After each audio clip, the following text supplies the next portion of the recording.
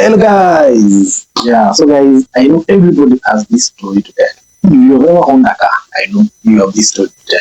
And my story today is about the cars I've owned for the last 9 years. And we're going to go one by one. I'm going to tell you exactly what happened, how I bought them, how our relationships with them ended, and the pros, the cons, the challenges, everything. How many cars? 5 cars. For how many years? 9 good years. So guys, we're going to start with car number one. And before we do that, kindly guys remember to subscribe, like, and comment, and share this video to more people so that you can get more audio. Car number one. This is Mitsubishi Lancer CK4.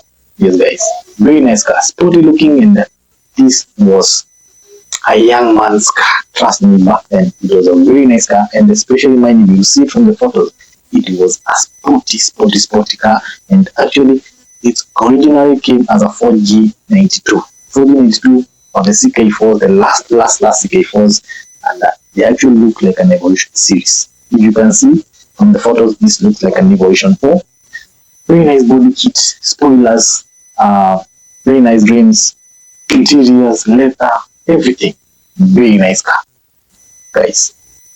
I owned this car for almost 4 years. Actually, this is a car that I stayed with it for so long.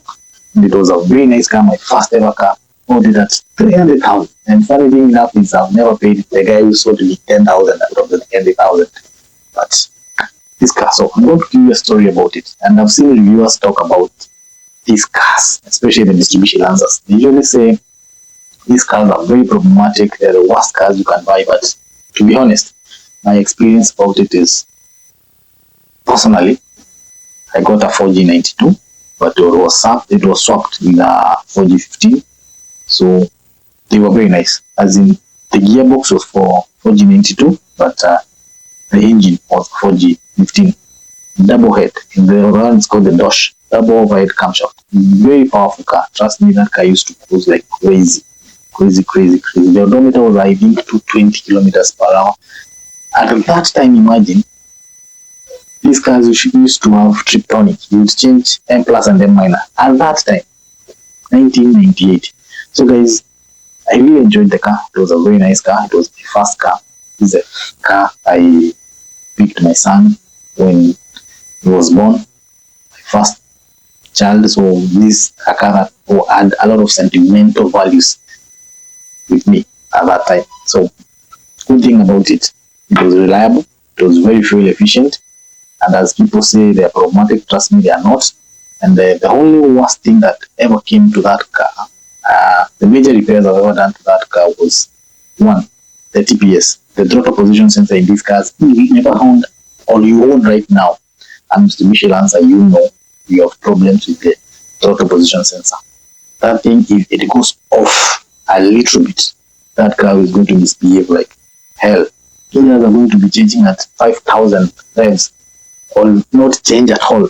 Yeah, so guys, if you have learned those era, the CKs and the CS, if your TPS is not well set, you need a computer, not just calibration. With a computer, that you will set you so bad. It will be misbehaving all the time. You'll be getting misfires. You'll be getting like, you will actually feel like you have a bad gearbox. But the truth is, you have just as known error of the throttle position sensor. So that's one thing that I noticed. If you don't take care, you'll have problems. Another thing is, you need to make sure your timing belt, because it runs a timing belt, is changed at exactly 90 to 100,000 kilometers. So if you bought it earlier, if it gets to around 200,000, make sure you change it. Like mine snapped on my way from Meru to Nairobi. It snapped, and it was a huge repair. It actually cost me almost 40,000 to repair Kenyan shillings, because you get to replace the timing belt itself. It actually breaks or bends all the 16 valves in that cylinder, and you need to get another head gasket so that you can be able to rebuild your engine back. So that was one thing that was so off. So that those are 3 things that were bad. And that thing is the camber. You know, this car at the rear, you get multi-link independent suspension at the rear. So there's a setting that is done when you go to your alignment. So you don't just do the front alignment, you usually do the rear alignment and you get your cambers done. So if you get a negative camber with this vehicle, you get your tires wearing off very fast. That is one thing. Actually, I had bought tires from Thika, new tires, and I drove them to Meru just once, and they were all done just because of the negative camber. So those were the few things that I felt were not good. Then mine and the sunroof. So obviously, old cars with sunroof, you get some leakages, but it was very nice. And the lights, I think you need to improve on the lights. Once it rains, you really get a lot of challenge. But the stability of the vehicle is very nice. The build quality is very nice. I like the vehicle, and trust me, if you have a CK4 with a 4G15 engine, automatic or manual, you have a good car. Just maintain it. Make sure you check your timing belt. Make sure you check your TPS. Make sure your camber is well aligned. Trust me, you have a good car. Because there's nothing off Mitsubishi engines. They are very nice. They actually last for long. They are actually very, very, very nice. You wonder why Mitsubishi used to have the Evolution series and used to win all the rallies. They have been built. So, how did we part ways with my Lancer? Unfortunately, it was an accident. I was all alone in the vehicle, and I actually rolled 4 times. But that car and God was with me. Yeah, so the car was right off in 2021, and we sold it as salvage. So that's the demise of that vehicle, and it was an old car. So obvious, the insurance was a third party, so there was no being paid by any insurance. We have to replace yourself. So the money I got from selling it as salvage, now I had to add some more money and get another car. Now this is the second car. So second car, I know most of you will laugh. I come from a Mitsubishi and go to a Nissan. I know most of you will wonder, hey guys, are you jumping from the flying pan to the fire? No, this is a very special car that, trust me, everybody who has owned this car and who owns it right now can tell you this is a different Nissan. This is the Nissan P15 with the FB15 engine with a 4-speed automatic gearbox. This is not the CVT that we have right now. And this is the actual automatic gearbox that is in the Nissan, and I think these are the only Nissans that have been left that era that you can say they are reliable. Personally, I did not get any problems with this car. I bought it, and for the 2 years I stayed with it, I didn't get any challenges. I didn't even replace tires. I didn't replace brakes. I just only did one service because I stayed with it for almost 1.5 years, then sold it. And the reason of selling it, this car overheated once. Just overheated once, but it was not due to a fault of an engine. It was just the top cover of the radiator had broken. I didn't notice, so the car overheated. I went, it was replaced, and the car was okay. Otherwise, the car is very stable. Trust me, that car with the Toyota 110 will go like this. It's a very reliable vehicle. If you have one, keep it well and make sure you check on the service. Always, if you get any news like it wants to overheat, make sure you check what's up with it. But trust me, it's a good engine, especially the FB15. It's very, very good engine. You can attest, those who are from the comment section can tell me if I'm saying the truth or wrong. So, good thing about this car, it was reliable, very fuel efficient. Trust me, very fuel efficient. And the drive was nice. It felt like a solid car. And it was pure metal, that car. Pure metal. Then the worst thing about it is just being a Nissan and that fault. Actually, I had 2 breakdowns with it. There is one time it broke. It's not actually breaking.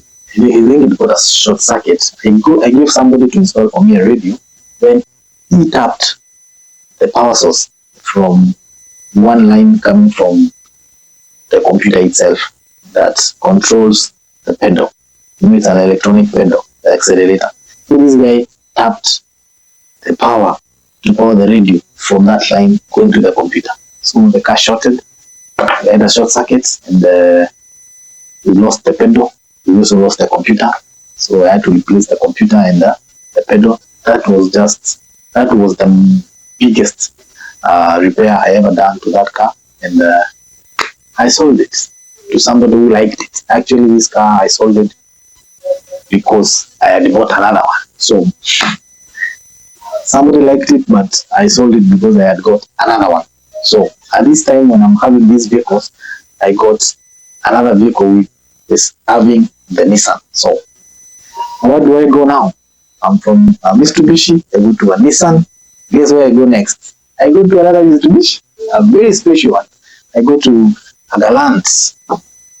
You know, if you can see my car buying, people will say like, hey, why are you buying these cars? And people say they are bad cars. No, I'm very keen when I'm buying a car, and the reason why I bought a Galant, it was not the normal Galant. It was not this Galant you see the GDI. No, I bought that car because two specific things. That car was a manual, so I had no issues with transmission, and it was a 4G63. Anyone who knows what is a 4G63 can tell you that is the epitome of all sedan when it comes to Mitsubishi. That engine has been used in all trims of evolutions. So I bought it because specifically it had a 4G63, and that car served me so well. The car was so fast. It was a manual car. Actually, the first manual car I ever bought, and I learned to drive manual using that car. And it was super, super nice. Then I went and lowered it. It was so sleek. Trust me, no huge repairs. I didn't do any repairs on that vehicle in terms of the engine or the gearbox or anything. All I did was I just did a full, what do you call it? I removed all the shocks, the bushes, everything. I did a revamp of it, and the suspension was nice, and the tires, that's it. And I enjoyed the car for almost another year, and I sold it. I don't stay so much in cars. I sold this car because I had an opportunity of upgrading to another car. So that is car number 3. So from the Mitsubishi Lancer CK4, first car. Second car, we've gone to Nissan B15. Then we've gone to a 2004 again, Mitsubishi Galant. And this is the VR4. Those who know the VR4, this is the best Galant you can ever have. I didn't go for the GDI because I know the GDIs have their own problems. But even the GDIs, if you know what you're doing with it, it's not a bad car. So we have good experience with Mitsubishi, trust me. And actually, if I go back to just tell you something, do you know the Evolution series came from a Galant? Go Google that and see. The first Galant was the first Evo. It was the one that evolved the first Evolution 4. And it was the Galant that was, I think, the 1998-97 Galant. That one. It was the one that gave birth to the lineup of evolutions. And do you know what made it very special? It had something called the active yaw. Let's go back to class a bit. When you have an active yaw, you get to steer your rear tires. At that time, they had that technology, and that's what gave the Mitsubishi lineup very nice when it comes to racing. The Evolution series, they beat the Subarus and all of them because of that active yaw design that was in the back. So you'd steer the car front, and still the rear would steer. So that's why I chose the 4G15. No, the 4G63, specifically 4G63, and it was a manual. So I wanted to avoid the troubles of the Galant gearboxes, and I wanted to avoid the trouble of the engine. So I went for the 4G63, the best of all, and I went for the manual, and it served me right. I never had a breakdown with that vehicle. I never had a breakdown with that vehicle. I just sold it because I got an opportunity to buy another car that I didn't like, but before I bought it, it sounded like opportunity. So this was the first car I was buying as an auction. So a friend called and told me there's an auction. There's a very nice Toyota that is being sold at a very good price, and you can bid for it. Yes, I went, paid the deposit that you pay for bidding, and we bidded the car. We got it. It was a Very nice Toyota Belta. Very nice Toyota Belta. It was actually 2008 model. It was very nice. That car actually had it had seat warmers. I don't know how they did that, but you'd warm and cool your seats with that car. It had a reverse camera. It had a very nice screen. It was push to start. It was a very nice car, but it was a non-runner when we bought it. It was a non-runner. So I went, we bought it, then took it to the garage. We just changed the head gasket, and the car came alive. And it was okay. Did some nitty like some paint jobs and bought some tires, but it was a 1300cc and it was a CVT. To make the matter worse, I didn't know. I just bought that car because it was a deal. It was a deal. It was an auction, and I'll never buy again such cars. So we bought the car, we repaired it. It was okay, but 1300 CVT. Oh, my friend, I come from Meru. You know, Meru, there's a lot of happen hills. I went with it home. That's one weekend.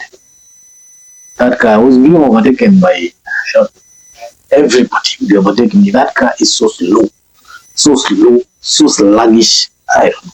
I just hated it. It was not a thing for me. I used to love punch. Nakanyaga, I go. That was, you have to wait CVT, then you have to wait. Actually, very bad experience with that car, and I just sold it just like that because I didn't like it. Just sold it, and I sold it and sold it. So this car, we bought it, repaired it, used it for like a month or two, then sold it to somebody who likes a Toyota. So not every Toyota is good, so don't be told all Toyotas are good. The 1300 with the CVT, if you like punch, if you like a car that moves when you step and response, that is not a car for you. You need to go a notch higher. So from a Toyota, the only Toyota I've ever owned, I now decided to go to German. Yeah, guys. So I went to German, I went to German. I got myself a Volkswagen Polo 9 and 3. Very nice car. 1400cc. A very clean car.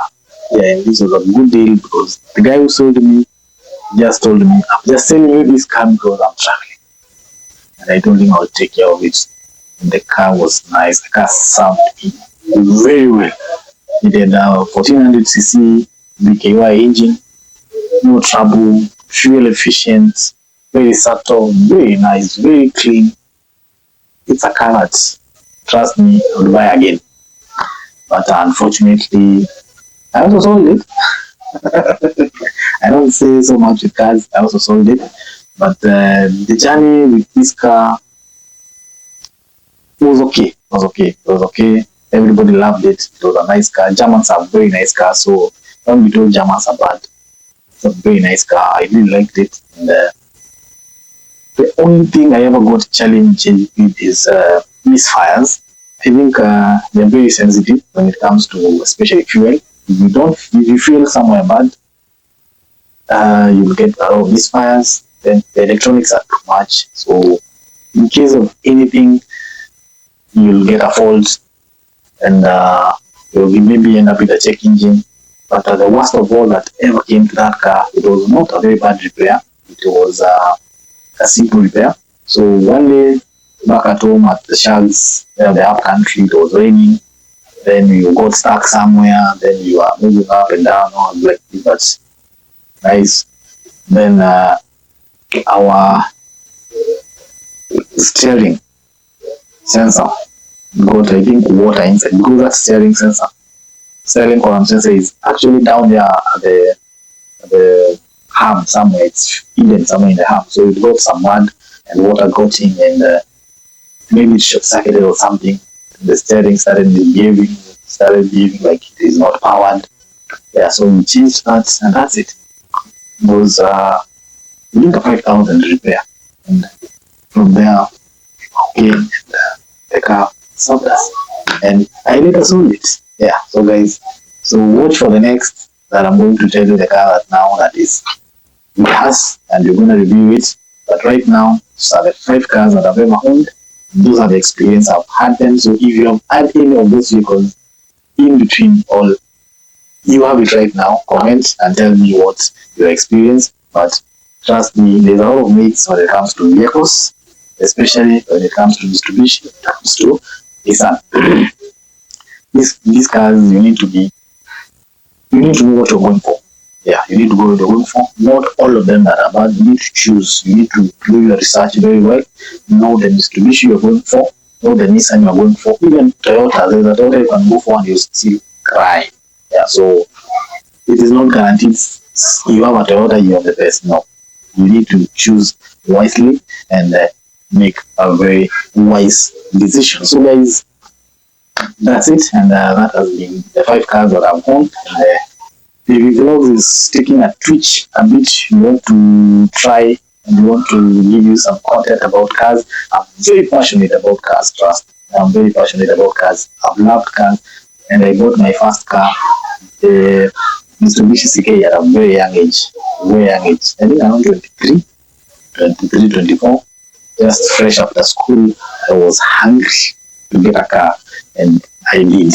And it served me right. And gave me what I wanted.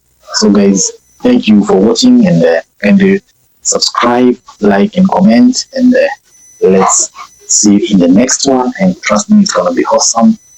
We're gonna do awesome content about cars, about everything. When we say it's daily vlog, we'll vlog our stuff. We'll learn, we'll engage, we'll travel. Yeah. So I just wanted to share that, and I hope you enjoy it. Bye, guys.